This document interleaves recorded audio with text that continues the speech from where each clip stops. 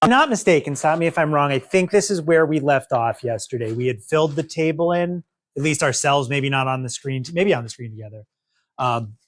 And we have a situation here where when we're looking at numbers coming in from the left, they sure feel like they're going somewhere.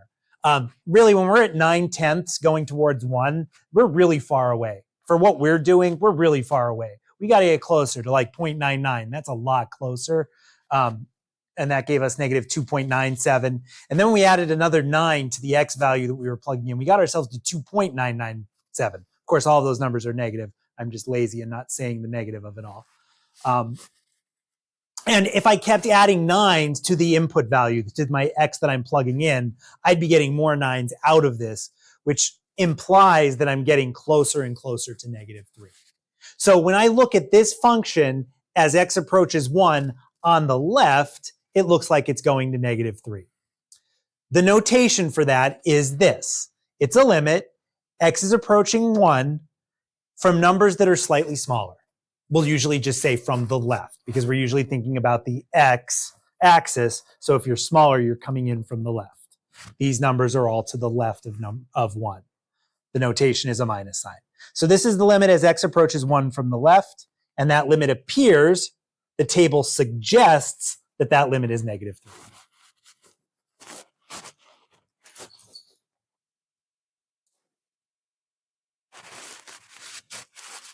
The wording that I'm saying, the wording that I have on this paper is important because I'm not saying the limit is negative 3. I'm saying this table suggests that the limit is negative 3. We have to do calculus to figure out what the limit is. We don't know how to do any of that yet, so we have to just say, hey, here's what I think it is. But then if I come in from the right, if it weren't for those pesky negatives over here, we'd actually say we're kind of going to the same place. We see the same thing coming. We're counting down. If we come in from the right, we've got 3.31, but now we're at 3.0301. Now we've got another place value's worth of zeros. This is 3 and 3 tenths, hundredths, thousandths, 3 and 3 thousandths. That's a really small amount. And if I added more zeros in here, I'd get more zeros in here. So this table suggests that as we approach 1 from the right, we're going to positive 3.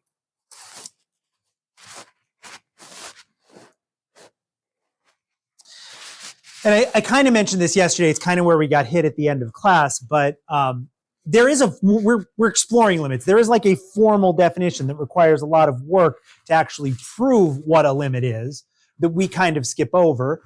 But in that, you know, there's a rule that says if there's a limit, it has to be one and only one number.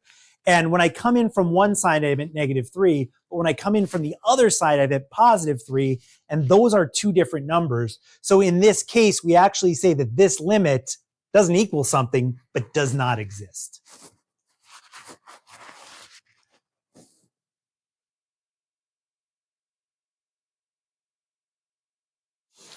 So just like a function can be undefined, you know, I plug the numbers in, but I don't get anything out of it. That same thing can happen with the limit. I tried to do the limit, but there is no limit. There is no one single number that no matter which way I approach with an x value, I always get a result that's really close to. Okay? So really important thing there. We'll talk about it a bunch.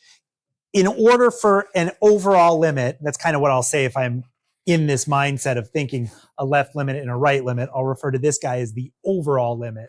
The only way for an overall limit to exist is if the left and the right match. And we'll also see that that works in both ways. If I know that this is a number, then that number has to be both of those. So we'll see all that. We'll talk about that a little bit more, just saying some things out loud. Yep. So we can come in from two directions, come in from lower values, come in from higher values. In order for a limit to be something, you have to get to the same place no matter which way you come in. All right. Okay, we saw this yesterday too. This kind of is this was a weird one to get split in half. In example 2, where we were just looking at the notation and what it meant, what happens when a limit goes to it, where the x value goes to infinity? What we're saying here is something a little bit different. Rather than trying to get closer and closer to a single number, we're letting our x grow without bound.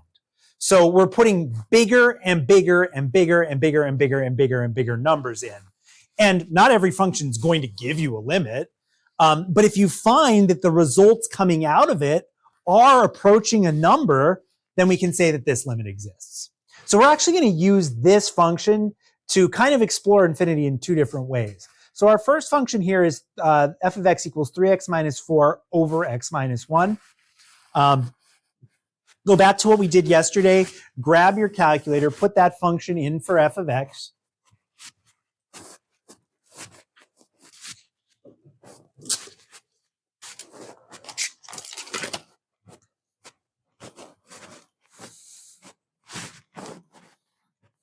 Quantity 3, x minus 4 over x minus 1. Most likely your calculator is still in the form where you can type numbers in. But if not, go to your table settings and go to the first thing, the first ask needs to be highlighted.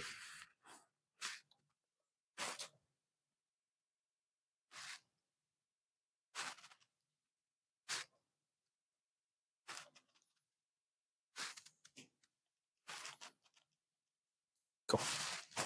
Actually, I should be doing this on the screen calculator, especially since this happened yesterday. So let me do that. Y equals second plus 712. All right, y equals 3x, 3. I need a quantity there. That worked? Nope. 3x minus 4 divided by x minus 1. Nope. No. Minus 1. Nope. No. There we go. All right. Second, table settings. This is the magic button that we need to change. All right, now I'm ready for my table. Okay.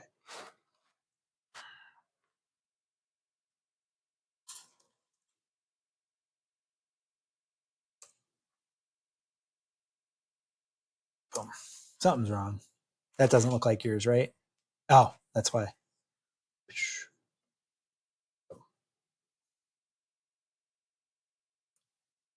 Boy, there is nothing more annoying than plugging that in with the computer things. This ends up being a weird one. Our calculator has a little issue with some of the numbers that are that big, but which it is enough for us to see what's going on. When we plug one in, we get an error. And for the limit that we're looking at right now, which is the limit as x goes to infinity, that one really doesn't matter because we want our number to get as big as we could possibly think of. And we've picked 1, but that is what the function gives us. It does give us an error there. When I plug 100 in, I get 2.98. And remember, if you go over to the actual number itself, you get a little bit more of an expanded version of that. So it actually ends up, looks like it's a repeating 98. 98,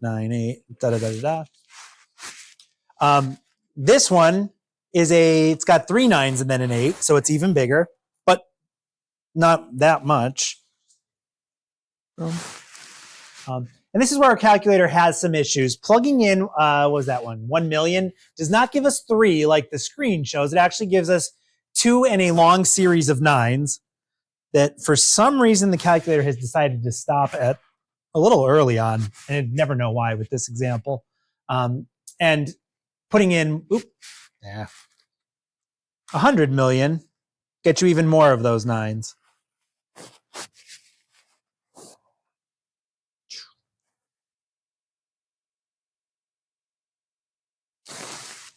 If you're not close enough to 3 yet, just plug in an even bigger x value. That's the idea there. So this table is suggesting that the limit as x goes to infinity, as I let my x values get as big as possible, that I can get closer and closer to 3. We're looking for the sort of same things in the table. You'll notice that we didn't need 2 sides of our table for this example. You really can only approach infinity in one direction. I could have a limit going to negative infinity where all of these numbers would have little minus signs in front of them.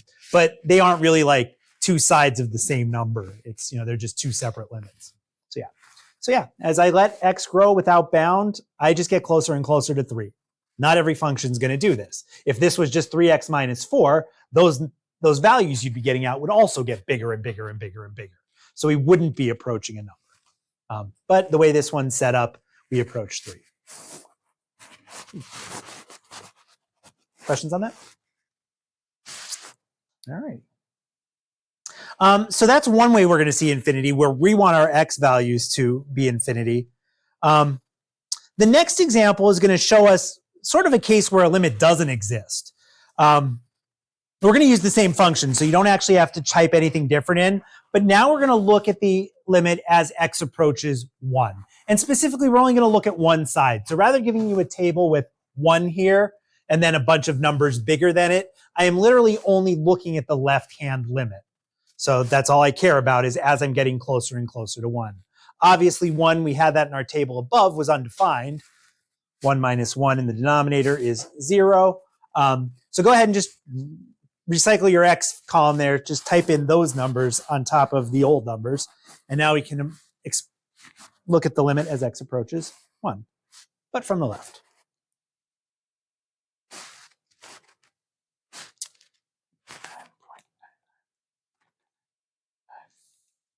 And this particular function has a nice pattern.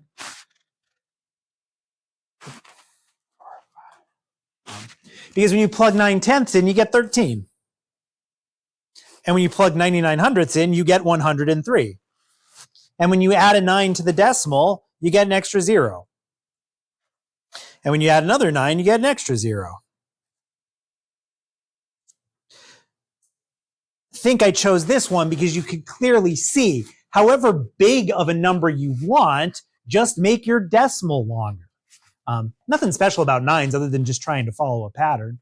It doesn't have to be 0.99. I can start adding 8s or 7s there. That will get me values. But then keeping it with the 9s shows me the pattern. I need the value out of my function to be, a billion. I just need to add more 9s here. And think about what's happening when you take a number like this and add more 9s here. Are you making this x value much bigger? No, we're already in the tens, hundreds, thousands, 10,000s, 100,000s, millions. You're adding 9 millionths of a whole to your number when you stick another 9 there. So you're not changing this x value by very much, but this has gone from 10,000 to 100,000. So this is an example where our number, our function value, is growing without bound. The result is growing without bound. So in that case, we're not approaching a number. This limit does not exist. So this table is showing us a limit that doesn't exist. And we write infinity there for this specific case, because why doesn't it exist? Because it just kept getting bigger and bigger and bigger and bigger and bigger. Okay. We will talk more about that. There's a section where we focus on that. But the two things to take from this is this limit does not exist, but we write that it equals infinity, which is weird. We're saying it equals something, but in reality, we mean it does not exist. If those numbers had negative signs in front of them, we would say that the limit goes to negative infinity. So, all right. 100 time check. What do we got? We've got till 10:12, and I've got 22 minutes. That's perfect. We'll have time to work on this. Okay, so I have some answers written down there, and I just started to erase them, but I think I'm not going to erase them so that I don't have to rewrite them in a minute. But our last function that we're going to look at today is this guy. F of x equals sine of pi over x squared. We are exploring this limit as x goes towards 0 from the right, which means we're taking numbers that are pretty small already and we're getting smaller and smaller and smaller. So the column that's covered here is 1/10, then 1/100th, then 1/1000th. Those numbers are getting smaller and smaller and smaller and themselves approaching 0. We're doing it 3 different ways. These numbers in the middle one are also approaching 0. 2/9, 2/99, 2/999. Those are getting to be really, really tiny decimals. And then I'm kind of doing something similar in the third column. Fill in those 3 tables, and we'll talk about sort of just what it all means.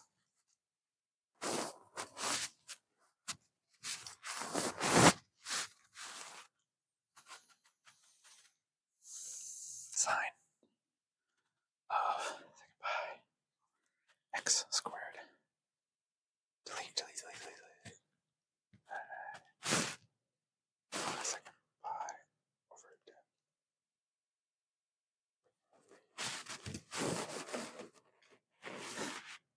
the worst when that happens.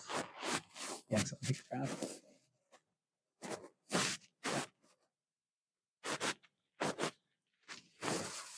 You're right. No, yeah, that is exactly what. Yeah, this is going to be our weird example. Yep. But it's going to show a point. There's a point to it. Hit y equals for a minute. That was weird. That was really weird. Hit second table again.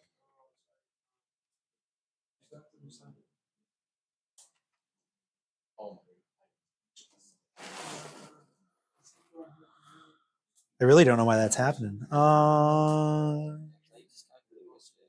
It was fine, yeah. Because sometimes when that happens, like you don't have this highlighted, but that's highlighted. Sine of pi over x squared.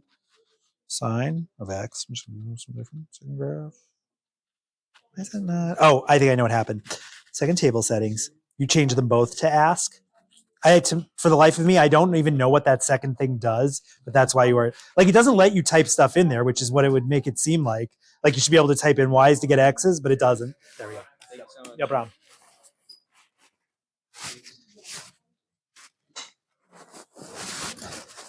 What do we think? How long before we give up on that calculator? Just curious. It's great. I mean, it does the things you want. If I knew how to do it, it would be the calculator I'd use.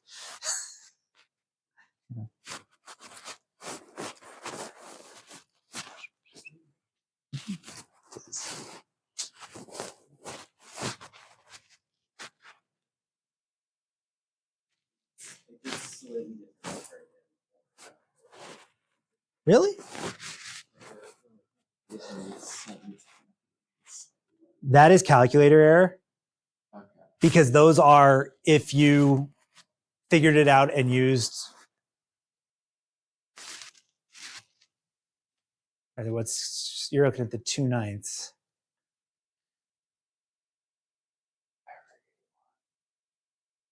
Yeah. Not that we have like if I yeah, that's kind of, those are designed. Those are if you were to look on the way I have it set up. If you were to look at the unit not the unit circle, but just the circle and where those positions are, they are all in the same position on the unit circle. Or something's close to that because they're designed to give exact, because that's why I have the pi locked in. It's like a coefficient up in this function. So yeah, that is, I can say with 100% certainty that is calculator. They are designed to give you the same thing each time. Yep.